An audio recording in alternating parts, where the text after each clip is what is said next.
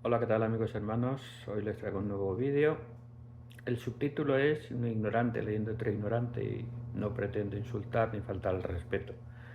Pero el ser ignorante en realidad no es un insulto. Yo soy ignorante de física cuántica, soy ignorante de chino, soy ignorante de muchas cosas.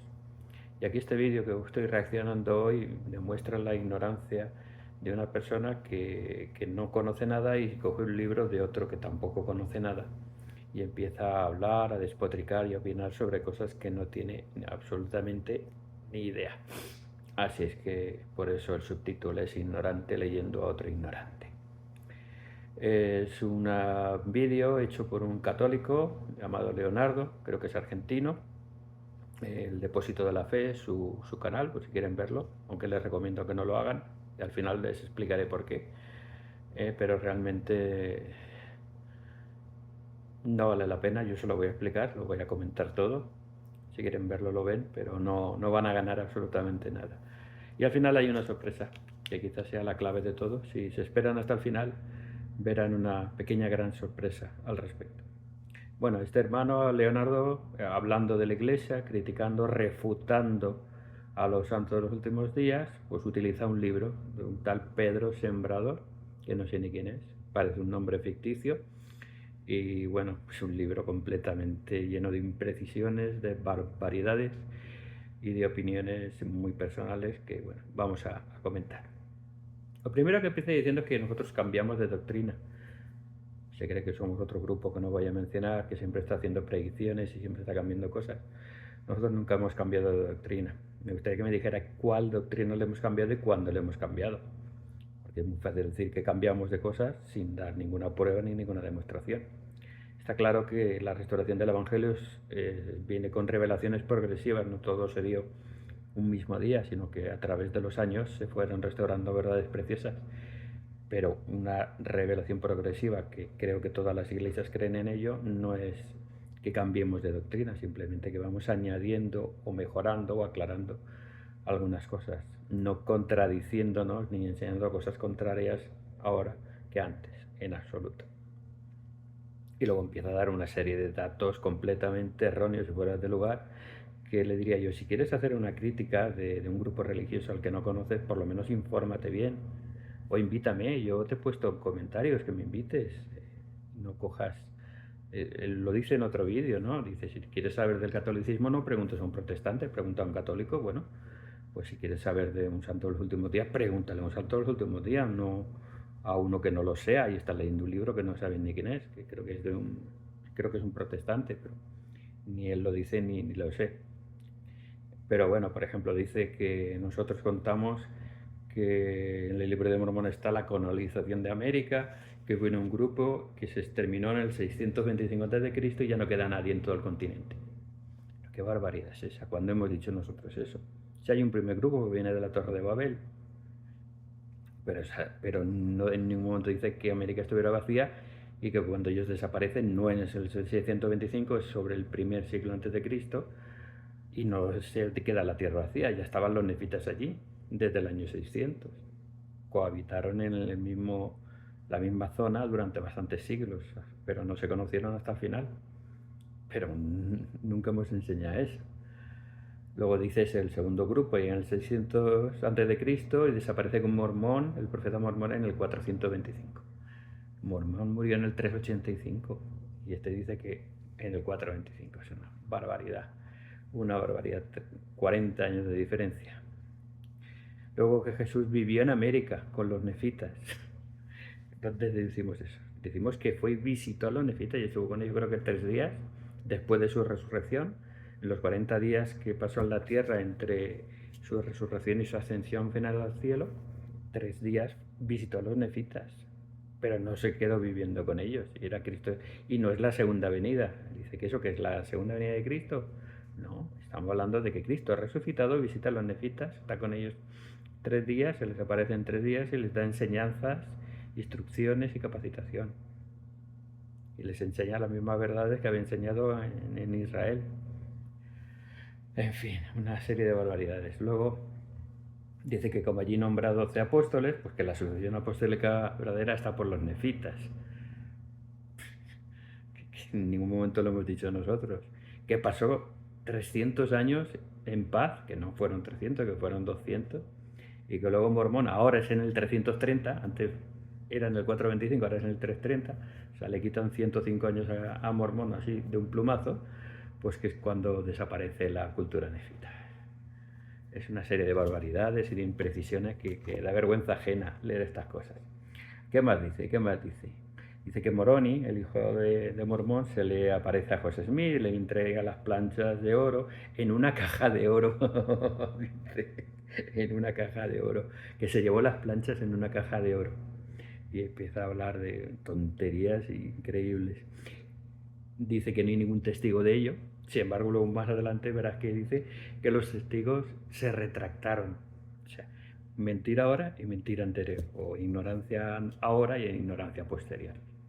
Una serie de barbaridades. No había testigos. Pues bueno, todos sabemos que hay 3 testigos del libro de Mormón que vieron las planchas y vieron al ángel Moroni. El ángel Moroni se le aparece con las planchas y les enseña las planchas. Y luego, posteriormente, 8 testigos sin el ángel, solamente José Smith les enseña las planchas.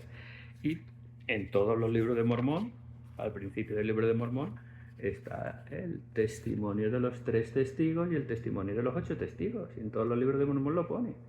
Si se hubiera molestado un poquito en solamente conseguir un libro de Mormón o verlo online y ojearlo, o verlo online, pues hubiera visto que sí que hay testigos y testificaron con su palabra de honor que estas cosas eran verdades, que 3 vieron al ángel y a las planchas y 8 vieron las planchas.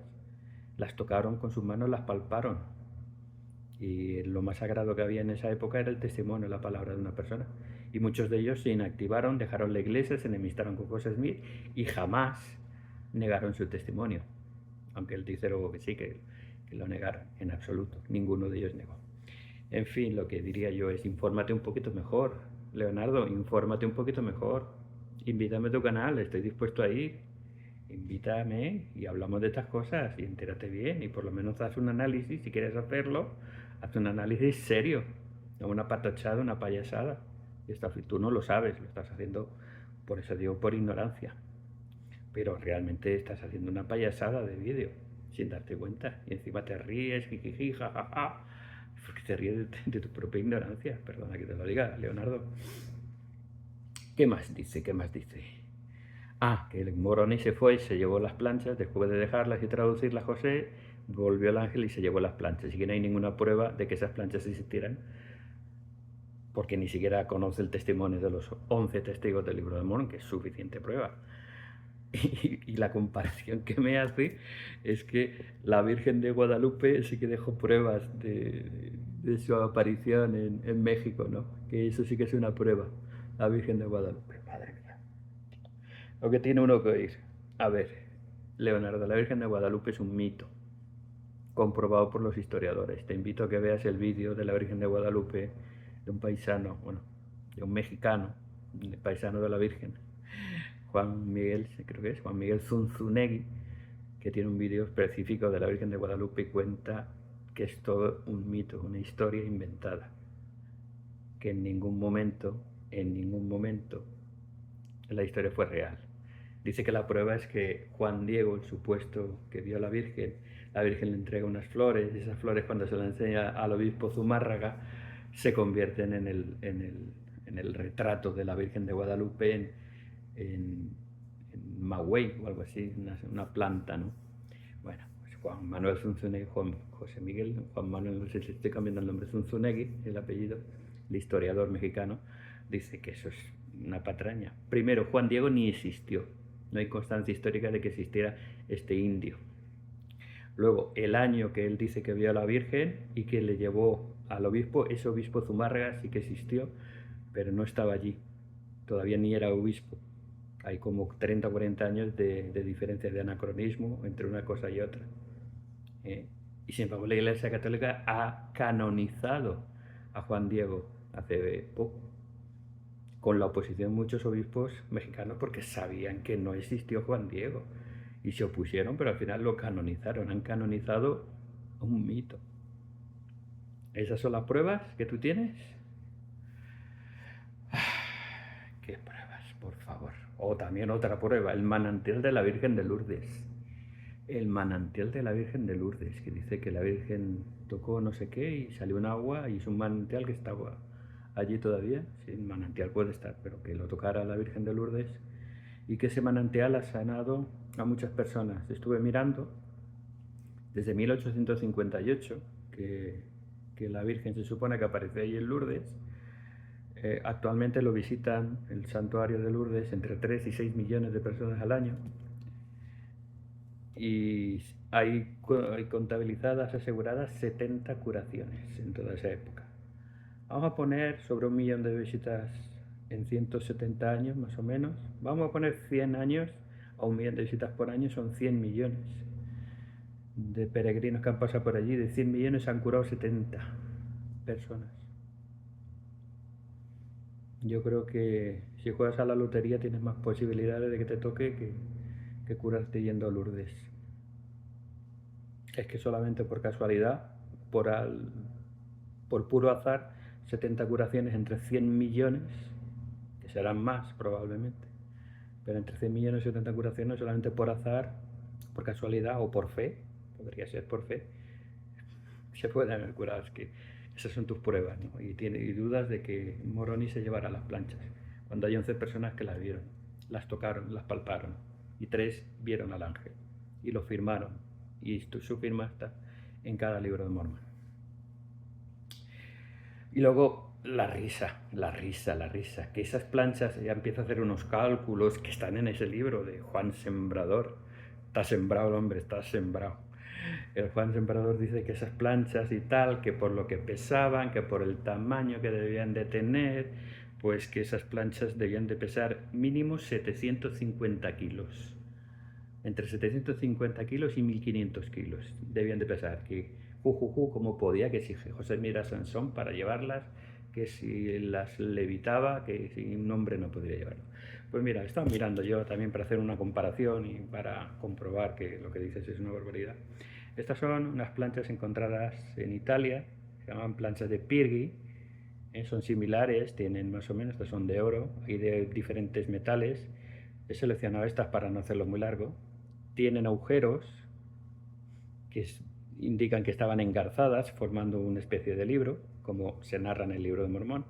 Estas planchas son de oro, tienen inscripciones. Estas planchas de Pirgi, que se llama, es del 500 antes de Cristo.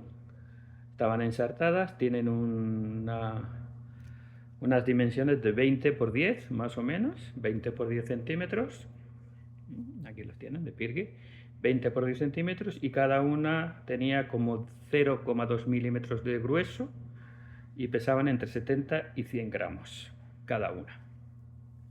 Si hacemos un cálculo matemático sencillo, una plancha, pon 200 planchas, que son mucho poner, ahora lo veremos, pero 200 planchas a 100 gramos, cada plancha son 20 kilos.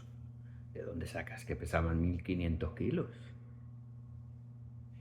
200 planchas son 20 kilos. ¿De dónde sacas 1500 o 750? De lo que se sabe del libro de Mormón, de los registros, de lo que se vio y de lo que se testificó, porque las vieron y las palparon, y algunos no las vieron, pero vieron el bulto, cómo las llevaba, cómo las cargaba José, y su familia los vieron, que las llevaba en un paquete, tapada siempre para que no las vieran, pero veían el bulto, más o menos, que lo cargaba en sus manos y sabían lo que pesaba. Las planchas de oro, dice que estaban grabadas por los dos lados, lo primero, no estaban grabadas solo por un lado, sino por ambos lados. Y se tradujeron entre 60 y 70 planchas. Luego había una parte sellada, que eran otras puede que un poco más de la mitad, es decir, que se calcula que habían entre 130 y 200 planchas. De un grosor, dice, como una hoja de estaño. Calculan, claro, ellos ni eran geólogos, ni eran metalúrgicos, no sabían, estaban viendo una cosa que nunca habían visto. Unas planchas doradas, de oro viejo, dice que eran de oro viejo, doradas, y que podían, no dijeron que fueran de oro macizo, ni de qué, simplemente parecían de oro, un oro viejo, así un amarillento, oscuro. Y según un libro de Mormón cualquiera, tiene unas 500 páginas. El manuscrito del impresor, el que le llevaron al impresor, tenía 466 páginas, un tipo de página además más o menos de la época. Si calculamos que se tradujeran entre 60 y 70 planchas que estaban escritas por ambos lados, nos saldría que cada plancha originaría como 8 páginas de escritura moderna. Teniendo en cuenta que estaban grabadas por las dos páginas, cada cara suponía 4 hojas de un libro moderno escrito en un idioma además jeroglífico, que lo escribían en vez de escribir en hebreo para ahorrar espacio, porque era difícil y costoso imprimir en planchas de metal. Lo dice el propio libro de Mormón, habían hecho una mezcla de hebreo y egipcio. Tenían caracteres que le llamaban egipcio reformado. ¿Por qué? Porque se ahorraban espacio. Por lo tanto, no es nada ilógico que de una cara, de unas planchas más o menos de 20 centímetros por 15 de ancho, que sería más o menos, este sería el tamaño, yo calculo más o menos esto sería más o menos el tamaño que tendría una plancha. Y el grosor, dicen, el grosor sería más o menos como estos dos libros, unos 10-15 centímetros de grosor. Entonces, todo lo que era el bloque de planchas más o menos sería un poquito más alto y más o menos de este grosor. Esto sería lo que eran las planchas de oro, que tampoco sabemos si eran de oro o eran doradas o eran una aleación, que lo más lógico es que fuera una aleación, porque al hacer oro, una aleación con otro metal, con zinc, con aluminio, con plomo, con eso, lo que hacían era ganar en evitar peso. Pesaban bastante menos, eran menos pesadas. Total, que si hacemos que se tradujeron, las que se tradujeron a las planchas selladas, ponle 150 páginas, 150 planchas, de 0,5 milímetros, más grandes que las que hemos visto de Pirgui, bastante más gruesas que estas que hemos visto de Pirgui, más gruesas que estas, porque estaban además escritas por las dos caras, pues le vamos a poner el doble. Y las otras eran 2 micras, estas son 5 micras. Entonces, ¿qué nos sale? Que 150 planchas a 200 gramos, el doble que hemos puesto en micri, saldrían 30 kilos. Justo lo que decían ellos que pesaban. Dice que al peso les suponía entre 20 y 30 kilos. Nunca lo pesaron, pero más o menos calculaban entre 20 y 30 kilos lo que pesaban las planchas, que eran bastante pesadas, pero no 1500 kilos. No hacía falta ser Superman ni Sansón para llevar las planchas, sino con 20-30 kilos es como un saco de yeso. Un saco de yeso pesa 20 kilos, si no recuerdo mal. Es como cargar un saco de yeso que pesa, pero lo puedes cargar tranquilamente y llevarlo y llevarlo de un sitio a otro. No es tampoco una tarea hercúlea. Y para que quede más claro, uno busca una prueba adicional más, para que se acaben las risitas tontas, ¿no? Es el oro macizo. El oro macizo está en lingotes. ¿Han visto los lingotes de oro macizo? Salen en las películas cuando atracan un banco. Bueno, pues un lingote de oro macizo sería más o menos la mitad de esto, y este grosor más o menos. Un lingote de oro macizo tiene 24 por 10 y 4 centímetros de grosor. O sea, aquí serían 2 o 2,5. Si ponemos esto, más o menos, lo que hemos dicho de las planchas de oro, que saldrían 4 o 5 lingotes de oro. 4 o 5 lingotes de oro, más o menos. Vamos a poner 5 lingotes de oro. Y un lingote de oro macizo de 24 por 10 por 4 pesa 12 kilos 400 gramos. Es decir, que 5 lingotes de 12 kilos son 60 kilos de oro macizo. Son una piedra. Es decir, 60 kilos, no 1500. Si es oro macizo lo conviertes en planchas, tienen que tener espacio entre ellas, se quedaría justo en la mitad de 60, 30. De nuevo volvemos al peso ideal y a lo que todo siempre se ha dicho y a lo que es natural. Es que tú esto, aunque sea oro macizo, aunque sea un poco más que esto, nunca va a pesar 1500 kilos. Es que ¿en qué cabeza cabe? Ni 700. ¿Qué cabeza cabe? Ustedes han visto las películas cuando atracan, ¿no? Cogen un par de lingotes de oro y claro, cada lingote pesa 12 kilos. No es tampoco una bolsa de pipas, pero tampoco es una tonelada. Por lo tanto, 5 lingotes de oro, 60 kilos. Las planchas de oro que tienen espacio entre ellas y ocupan mucho más espacio y pesan mucho menos, pues 30 kilos es lo más razonable, entre 20 y 30 kilos. Así es que dejaros de reír de tonterías, hacer cuentas, sumar un poquito, revisar las cosas y ser un poquito más serios. Sigamos. Luego se ríe del Evangelio que fue restaurado en 1830, que si Pedro, Santiago y Juan vinieron, que si estaban muertos, que cómo vinieron. Bueno, pues sabemos que la Biblia dice que después de la muerte de Cristo y de su resurrección muchos santos se levantaron de las tumbas. Pedro, Santiago y Juan, siendo apóstoles originales de Cristo, ¿por qué no resucitaron después de su vida y han ejercido el ministerio a favor de los hijos de los hombres? En este caso, a partir de 1829, con la restauración del sacerdocio, un profeta moderno, no es nada del otro mundo, no es nada que no sea bíblico. Luego dice que si el evangelio primitivo estaba en América y ese era el verdadero, y entonces que el de Jerusalén era falso. No, es el mismo evangelio. Cristo dijo, tengo otras ovejas que no son de este redil, y ellas escucharán mi voz. Así de sencillo, es el mismo evangelio. En Jerusalén lo predicó en vida, y en América lo predicó después de su resurrección, pero es el mismo evangelio, es que no tiene nada que ver. Luego ya otra serie de tonterías, que José Mí fue asesinado en julio del 44, fue en junio, pero bueno, vamos a dejarlo. Y fue asesinado por querer imponer la poligamia. Es que dan ganas de reírte, primero la poligamia se empezó a practicar en esos años, pero se hacía en secreto, no se hacía público, se hizo público en 1853, casi 9 años después de la muerte del profeta. Y José Smith fue encarcelado, se entregó voluntariamente porque había una imprenta en Nabú que hizo un periódico que era en contra de la iglesia, y el ayuntamiento de Nabú, cuyo alcalde era José Smith en aquella época, consideró que era ofensivo para los santos y se mandó confiscar la publicación y destruir la imprenta. Y él se entregó, él fue a la cárcel por ataque a la libertad de prensa. Esos eran los cargos.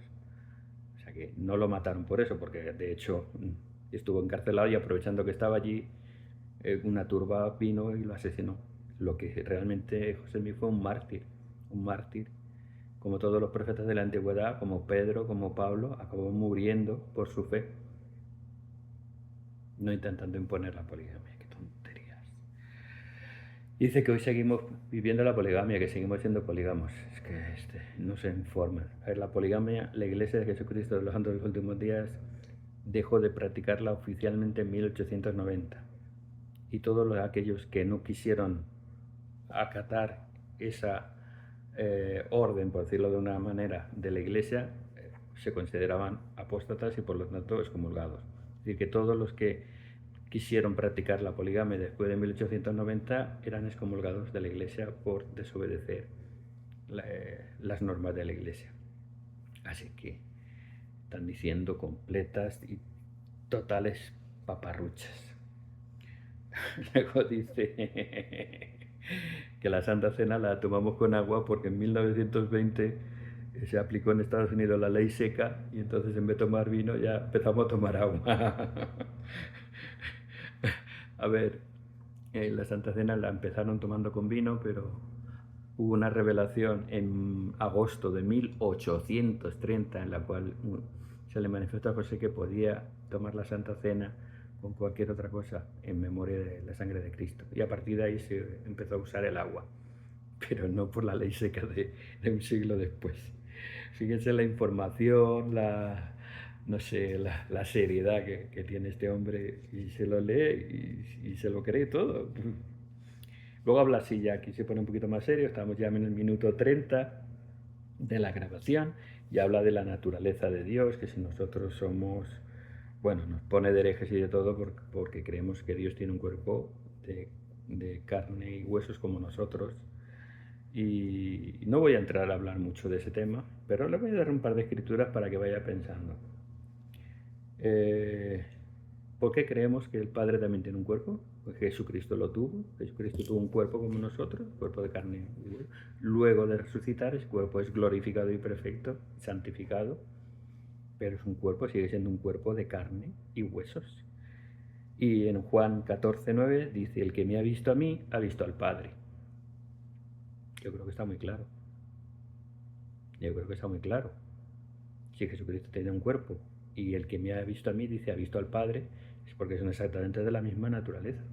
Por lo tanto, no es nada descabellado en base a esta escritura decir que el Padre Celestial también tiene un cuerpo. Claro, eso va contra el misterio de la Trinidad bizantina. Ahí podríamos hablar mucho, pero bueno, es un misterio para ellos. Pues si es un misterio puede tener un cuerpo, ¿no? Al final es un misterio. El misterio es una ignorancia. Es algo que no sabéis, algo que no conocéis. Nosotros decimos y sabemos que es una revelación de que sí, tiene un cuerpo. Yo respeto que tú creas el misterio, respeta tú eso. No me trates de hereje ni de lo más, que dices por ahí, repugnante pensar que Dios tiene un cuerpo. Qué repugnante es si somos creados a su imagen y semejanza, en Génesis 1. Luego otra escritura, Hechos 7, 55, 56, Esteban, antes de morir apedreado, vio a Jesucristo a la diestra del Padre. Vio al Padre y al Hijo.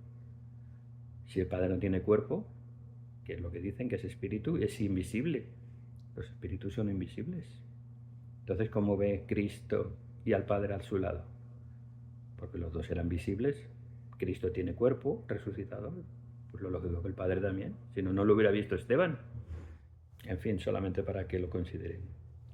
Y cita Isaías 43:10, por lo que nosotros creemos de la naturaleza del Padre y de nuestra naturaleza divina, del progreso eterno, de ser semejantes a Él, de obtener una gloria como la de Él. Y bueno, en Isaías 43 y todos los capítulos anteriores y posteriores está hablando de que no hay dioses como Él, está hablando de dioses falsos, no está hablando de nuestro progreso eterno, ni de nuestra naturaleza divina, ni de nuestra divinidad como hijos de Dios que somos, nuestro progreso eterno. Está hablando de dioses ajenos, de dioses falsos, de dioses de los pueblos que rodeaban a Israel. Pero bueno, hay que leer el contexto, no coger un versículo suelto. Que si lo peor de lo peor, que somos como los gnósticos porque creemos en una sucesión de dioses, en un origen... repugnantes. Somos repugnantes en teología y en moral. Bueno, porque tú creas en la Trinidad bizantina, en un concilio de Nicea presidido por un emperador corrupto no cristiano. Y yo lo respeto, porque no me respetas tú a mí. Yo creo que es más corrupto el concilio de Nicea presidido por ese emperador que al año siguiente asesinó a un hijo suyo y a su esposa. Piensa en ello. Y yo te doy un par de versículos también. Primera de Corintios 2:7. Nosotros hablamos con la sabiduría de Dios de los misterios. Tú crees en misterios y Pablo hablaba de los misterios. Nosotros creemos que a través de la revelación moderna el Señor nos ha manifestado algunos misterios, como el de su naturaleza, de su origen, de su propósito, de su voluntad hacia nosotros. Lo menos que podrías decir es que no te lo crees, pero que lo respetas, no que es algo repugnante en teología y en moral. Y otra escritura, Juan 3:12. Cristo hablando con Nicodemo dice, si os hablaré de cosas terrenales y no las creéis, ¿cómo me creeríais si os hablara de las cosas celestiales? La naturaleza de Dios es algo muy celestial, muy divino. Por lo tanto, si Cristo no dio muchos detalles, porque no las íbamos a creer de cosas celestiales, no le pongas tus puertas al campo ni digas cómo es Dios, cuál es su origen, de dónde viene, cómo es. Porque puede ser mucho más grande de lo que tú pienses que es. Y Efesios 3, 1-6 nos habla del conocimiento de los misterios de Cristo. Por lo tanto, volvemos a la... Vosotros creéis en muchos misterios y nosotros creemos que el Señor nos ha revelado algunos misterios que pueden parecer heréticos, pero quizás sean mucho más normales, racionales y plausibles que los supuestos misterios. Y te voy a poner un ejemplo que me gusta mucho. Cuando hablamos de la naturaleza de Dios, de su origen, de cómo es, de esas cosas celestiales que no sabemos apenas nada porque no las podemos entender y las podemos conocer, pues son mucho más altas que nosotros. Y porque nosotros digamos una explicación lógica, tú la consideres herética, pues solo te digo una cosa. ¿Cómo es el universo? ¿Qué tamaño tiene el universo?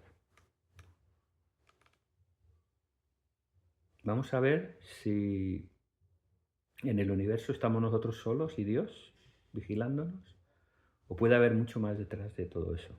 Solo unos datos para reflexionar. Un ejemplo, en 1977 se lanzó una sonda, una pequeña nave, se llamaba la Voyager 1, porque luego hubo una segunda más tarde, que tenía como objetivo cruzar todo el sistema solar. La lanzaron desde la Tierra para que terminara superando Plutón y fuera recorriendo todos los planetas exteriores a la Tierra hasta llegar al final del sistema solar y mandando fotos de cada planeta que pasaba cerca a él. Pues la sonda Voyager 1 viaja, porque todavía está viajando, aún manda fotos, a 61.000 kilómetros por hora. 61.000 kilómetros por hora. Y tardó 35 años en superar la órbita de Plutón y salir de lo que se llama la heliosfera, que es la zona de influencia del Sol. Tardó 35 años a 61.000 kilómetros por hora para llegar al final de la zona de influencia del Sol. No es que haya salido del sistema solar, porque después está la nube de Oort, lleno de asteroides, y dice que tendrá que viajar todavía 30.000 años a 61.000 kilómetros por hora para llegar a los extremos del sistema solar. Es decir, que a 61.000 kilómetros por hora aún le quedan 35.000 años de camino para llegar al final del sistema solar. Y el sistema solar es una estrellita pequeña, nuestro Sol, que es una de las estrellitas de la Vía Láctea, que es nuestra galaxia. La Vía Láctea se calcula que tiene entre 100.000 millones y 400.000 millones de estrellas como el Sol. Es decir, con esas distancias, solamente nuestra galaxia tiene entre 100.000 millones, un billón que dirían, no 100 billones que dirían los americanos, y 400 billones de estrellas, similares a nuestro Sol, con un sistema solar como el nuestro, o más grande, muchos de ellos. Pero ojo, que la Vía Láctea es una galaxia entre los 2 billones de galaxias que existen en el universo conocido, porque no conocemos todo el universo. El que conocemos tiene 2 billones de galaxias. Ojo, y pueden haber más planetas incluso que estrellas. Hemos dicho 400.000 millones de estrellas solo en la Vía Láctea, pues planetas pueden haber tantos o más que estrellas, porque claro, aquí por ejemplo el Sol tiene 9 planetas. Es decir, que en cada estrellita puede tener tantos o más planetas. Y de esos se consideran que pueden haber en cada galaxia como 10.000 millones de planetas habitables como la Tierra.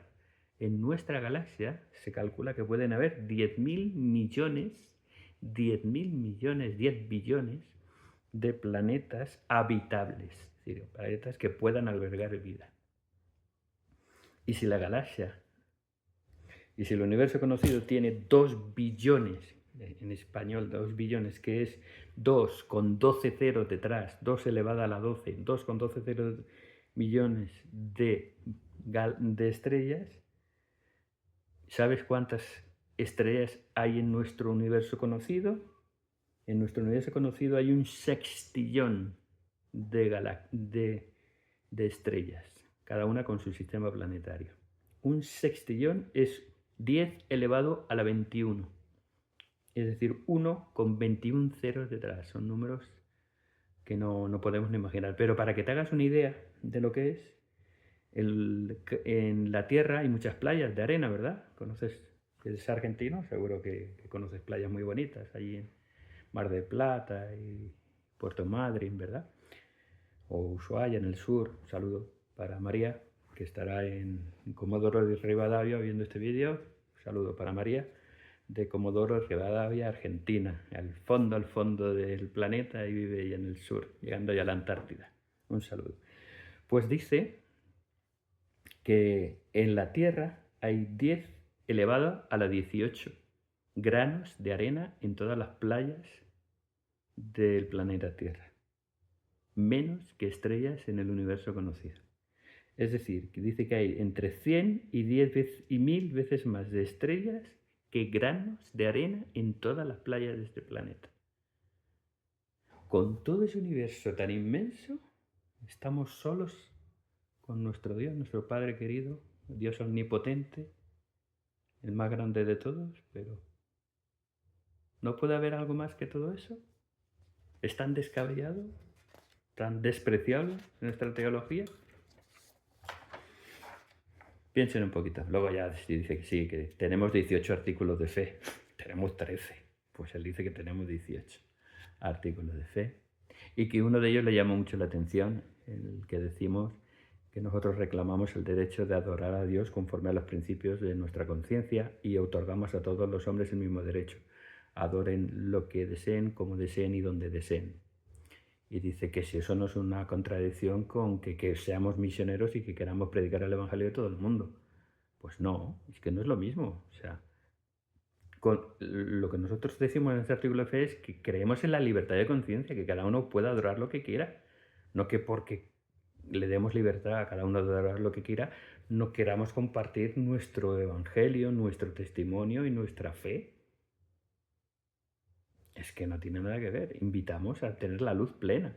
Creemos que ha habido una apostasía y que se han perdido muchas verdades y que han sido restauradas en estos últimos días con un profeta moderno. Y queremos compartir esa luz con todos, porque creemos que tenemos la luz completa y la plenitud del Evangelio. Y nuestro buen deseo lo compartimos. Eso no significa que respetemos. El artículo dice respetamos. No vamos a imponer, ni a denigrar, ni a despreciar a nadie por creer en lo que crea. De hecho, nosotros nos destacamos por ser muy respetuosos, por no atacar a nadie. Ahora yo estoy analizando, estoy viendo, puedo analizar como he hecho, debatir sobre la idolatría, podido debatir sobre, yo qué sé, sobre cualquier principio de otra religión, pero siempre con respeto y con educación. No riéndome, faltando al respeto, desinformando, contando barbaridades y diciendo que las planchas de oro pesaban 1500 kilos, cuando cualquier persona, no sé qué metal hay en la Tierra que con este tamaño pese 1500 kilos. Alguno habrá de estos minerales raros. Me gustan mucho las piedras, pero no las conozco todas. Sí que hay algún mineral que es muy pesado, pero no creo que en este volumen nada pese 1500 kilos, ¿no? Bueno, luego dice de cuentos chinos, lo de las planchas, lo de Moroni. Bueno, pues lo mismo te podría decir yo de las apariciones marianas, de los milagros que hay por ahí vuestros, que también algunos parecen cuentos chinos. Yo los respeto, pero hay que echarle mucha imaginación, contradicciones. Luego dice que el libro de Mormón no coincide con la Biblia, ni que no hay quien se lo crea y tal. A ver, el libro de Mormón no coincide con tu interpretación de la Biblia, pero no está en contra de la Biblia. Todo depende de lo que tú creas en la Biblia. Un católico, un protestante, un unitario, un trinitario, un calvinista, un arminiano, van a diferir de interpretación de la Biblia. Con la misma Biblia van a dar diferentes versiones. ¿Con cuál coincide el libro de Mormón? Pues en unas coincidirá con uno, por ejemplo el calvinismo. El libro de Mormón lo condena, dijéramos, no está a favor porque cree más en libre albedrío. El libro de Mormón confirma la Trinidad, cree en Padre, Hijo y Espíritu Santo, entonces estaría en desacuerdo con la interpretación unicitaria, pero estaría conforme con la trinitaria. Entonces todo depende de tu interpretación de la Biblia, quien sea. Si eres católico, pues creo que vas a encontrar pocas contradicciones con la Biblia, poquitas. Si fueras unitario habrían más, si fueras calvinista habrían más, pero en general no hay ninguna contradicción salvo de tu interpretación de la Biblia. Cristo además dijo que por boca de 2 o 3 testigos se decidirá todo asunto. Entonces lo que hace el libro de Mormón es un segundo testigo de la divinidad de Cristo. Testifica al judío y al gentil que Jesús es el Cristo, el Hijo de Dios, nuestro Salvador y Redentor. Y es testigo, por eso le llamamos otro testamento de Cristo, porque testifica de la divinidad de Jesucristo. Con lo cual se cumplirían las escrituras, de que 2 testigos, como dice en Ezequiel, el palo de José y el palo de Judá. El palo de Judá es la Biblia. Pero el palo de José, ¿cuál es? Precisamente el libro de Mormón es el palo de José, porque son descendientes de José los que emigraron a América, los que tuvieron profetas y registraron en planchas todas las enseñanzas de esos profetas y se guardó hasta el tiempo de la restauración de todas las cosas, en el que Moroni entrega a José esas planchas para que traduzca y se convierten en este libro tan hermoso y que testifica de Cristo. Junto con la Biblia, el libro de Mormón y la Biblia, son dos testigos de Jesucristo. En boca de dos testigos se decidirá todo asunto. Más bíblico imposible. Bueno, luego empieza a repetir sandeces y tonterías de los nefitas, de los jareditas, las fechas erróneas, vuelta a decir que Jesucristo vivió en América. Luego ya que si José fue muerto pues en un motín popular, repito, José murió como mártir, como Pablo, como Pedro. No lo crucificaron porque en la época de José no crucificaron, cosieron a tiros al pobre. Pero murió como un mártir, sellando su testimonio con su sangre. Dime qué líder religioso en los últimos 500 años ha sellado su testimonio con su sangre, sabiendo además que iba a morir, que lo dijo, voy como cordero al matadero. Y no volvió de la cárcel. Allí murió, asesinado a sangre fría cruelmente. Luego dice ya que Brigham Young sucedió al profeta, muy bien, fue hacia el oeste, que hubo un cisma en la iglesia. Cisma no, algunos se quedaron, no todos se fueron, con Brigham Young, el sucesor, porque era el siguiente profeta, porque era el presidente del quórum de los 12 apóstoles, y por lo tanto le correspondía la presidencia de la iglesia. Pero si miras un poquito el cisma que hemos tenido nosotros, en 1860, casi 20 años después, se crea la iglesia que ahora se llama la Comunidad de Cristo, que es la que fundaron los descendientes de uno de los hijos de José Smith. Y hoy en día son 250.000 personas, ese es el grupo más grande. Nosotros somos casi 18 millones, o sea que verás que tampoco es para tanto, ¿no? Y hay algunos grupos pequeñitos, que algunos fueron de pocos cientos de personas, desaparecieron, que yo sepa ahora mismo no hay nada, excepto algunos grupos polígamos, sí, que no quisieron aceptar la proclamación de que se terminaba el matrimonio plural y que por lo tanto ya no se podía vivir esta ley, y algunos grupos pequeños se han formado y todavía, pero ya no son miembros de la iglesia, ya no corresponden porque no se considera miembro de la iglesia nadie que practique estas cosas. Dice que la poligamia se dejó qué datos, Dani. La poligamia se cesó de dar en 1872 cuando Utah entró como un estado en la Unión. Si Utah entró en 1896, fue estado de la Unión en 1896. Y que muchos polígamos dejaron la iglesia y formaron otras, sí. Sí, hay algunos grupos, tenemos por aquí. He estado mirando yo, porque tampoco es que yo lo sé todo, ni mucho menos. Yo me informo, yo no sé todas las cosas. Y yo me informo. Entonces, por ejemplo, a ver, aquí tenemos Aquí existen varios grupos pequeños que practican la poligamia. En 1930 se formó un grupo, la Iglesia Fundamentalista, que esta es la que él creerá que son igual que nosotros, no tienen nada que ver. Fue fundada en 1930. El líder más conocido es Warren Jeffs, que este sí es el que está en la cárcel. Este es el que está en la cárcel, porque a ver, estos polígamos no querían vivir la ley igual que se vivía en la iglesia. Ahora veremos cómo se vivió en la iglesia, pero estos han hecho barbaridades, tropelías y acaban en la cárcel por corrupción de menores, por forzar y demás.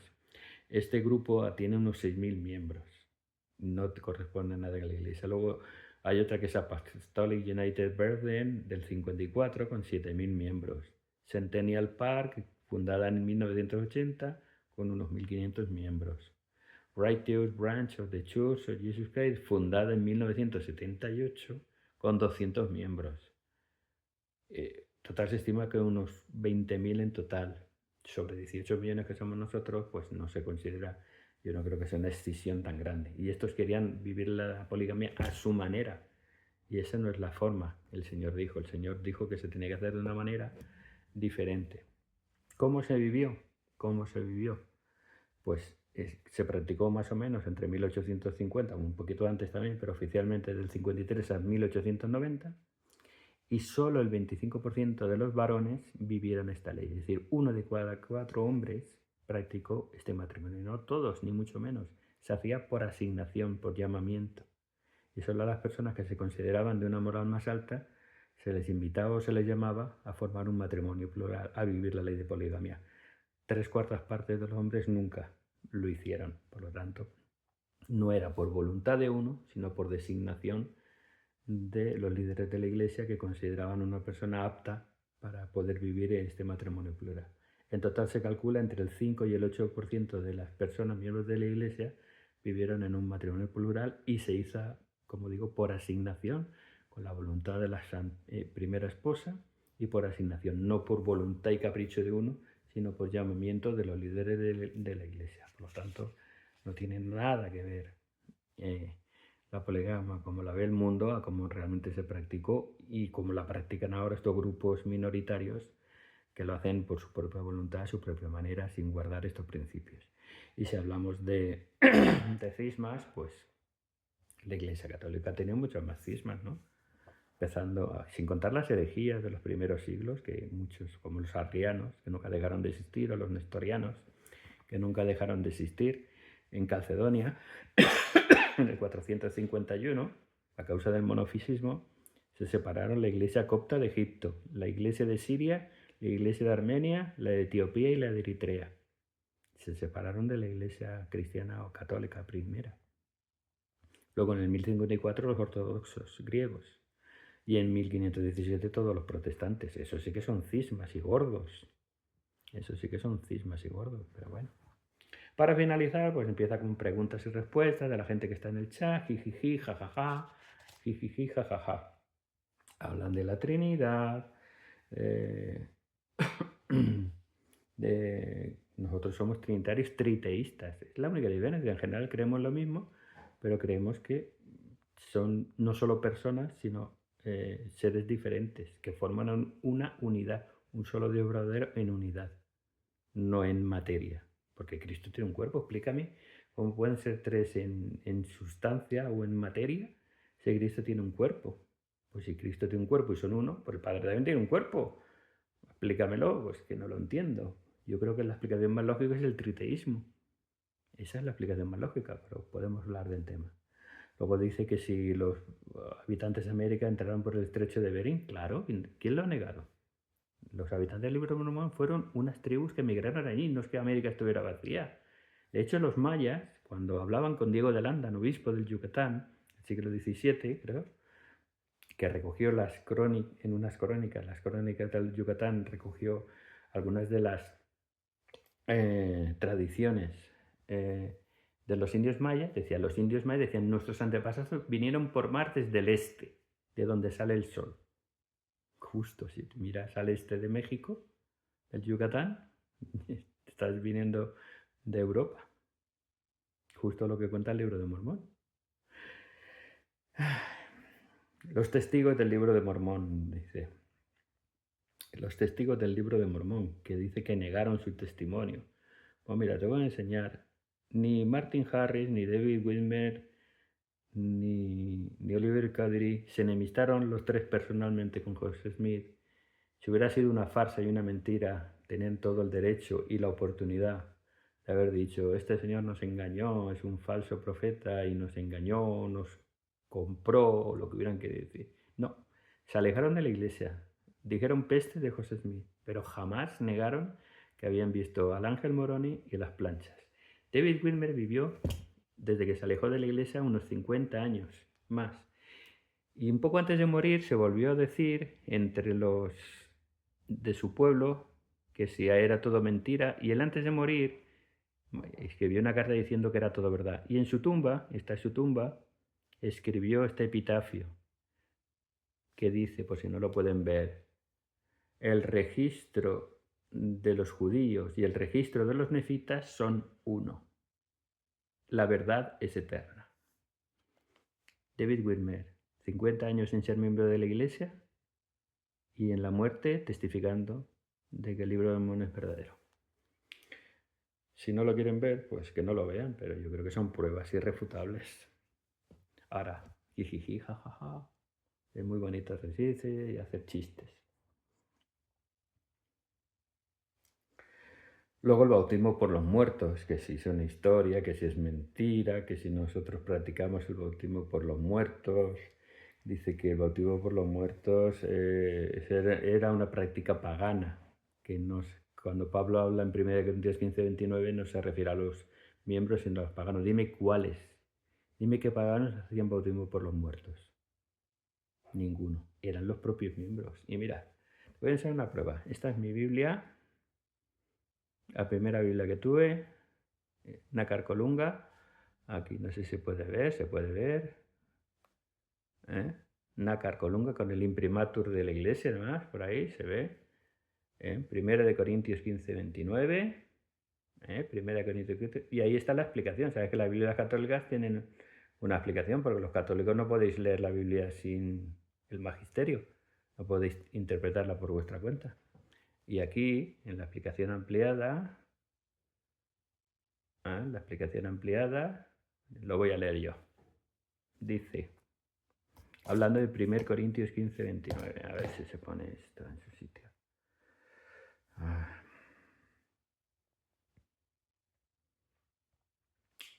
Texto oscuro y diversamente interpretado. Los corintios se bautizaban por los muertos que no lo habían sido, esperando al parecer hacerlos participantes de las esperanzas cristianas, resumidas en la resurrección gloriosa. Esta sentencia parece ser la más razonable.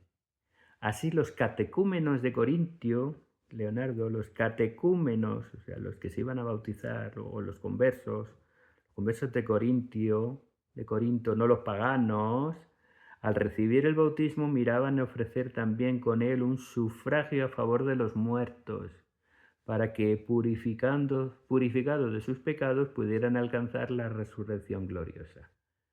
Esto lo dice tu Biblia católica. Y si coges otra cualquiera, tengo otra aquí. Hola, se me ha ido, pero tengo también esta, la Paulina, y te vuelve a decir lo mismo. Te vuelve a decir la Paulina, y te vuelve a decir lo mismo. Con menos palabras está, pero te dice lo mismo. Que es un pasaje extraño para ellos, porque se perdió una doctrina perdida, pero reconocen que los corintios, los miembros de Corintios, se bautizaban por los muertos como sufragio por las almas para esperar una gloriosa resurrección. ¿Qué es lo que nosotros hacemos? En fin,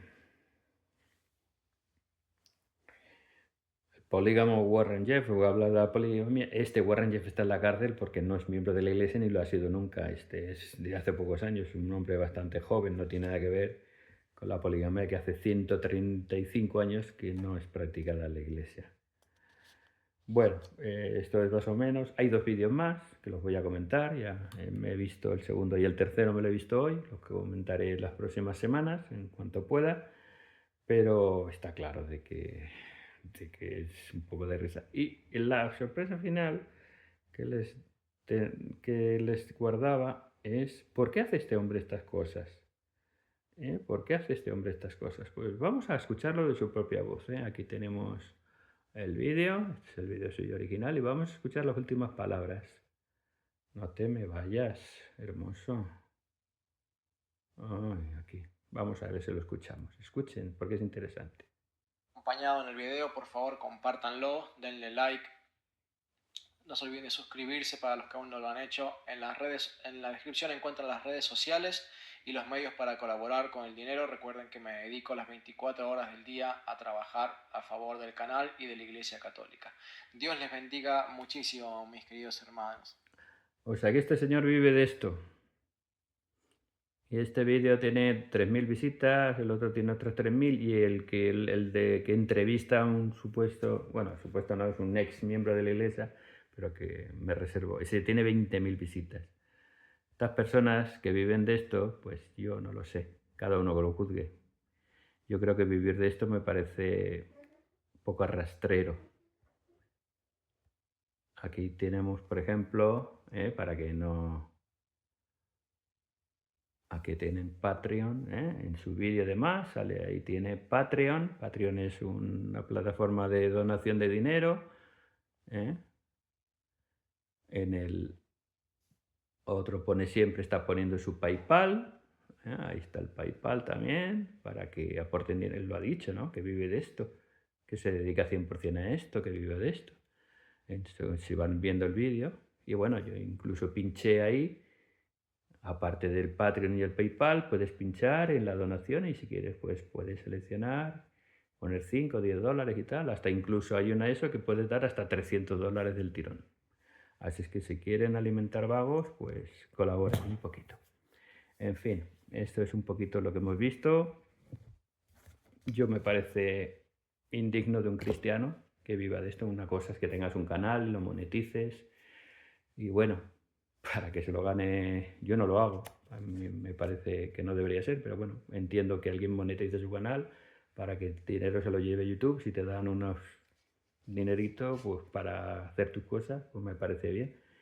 Pero que monetices PayPal, Patreon, donaciones, superchats y que vivas de esto y lo digas así, denme dinero porque yo vivo de esto, vivo de difamar a hermanos de otras iglesias, me parece un poco rastrero, pero bueno. En fin, hemos visto, para terminar se ha hecho muy largo, lo siento. Ignorancia completa, prejuicios totales, superioridad moral, por supuesto. Puede juzgar a todos los demás que somos unos herejes y unos repugnantes en teología y en moral, y afán de lucro. Yo creo que, bueno, les diría que vieran el vídeo para compararlo, pero le van a dar dinero a él. Yo no les daría, ya lo he visto yo 2 veces, ya ha ganado bastante con nosotros. Ya se lo he resumido yo, bastante extenso. Al final estoy hablando casi 1 hora y él habla 1 hora y media, así es que ya tienen suficiente y los 2 que quedan se los voy a comentar también ampliamente. Que Dios les bendiga, cuídense mucho, un abrazo muy fuerte.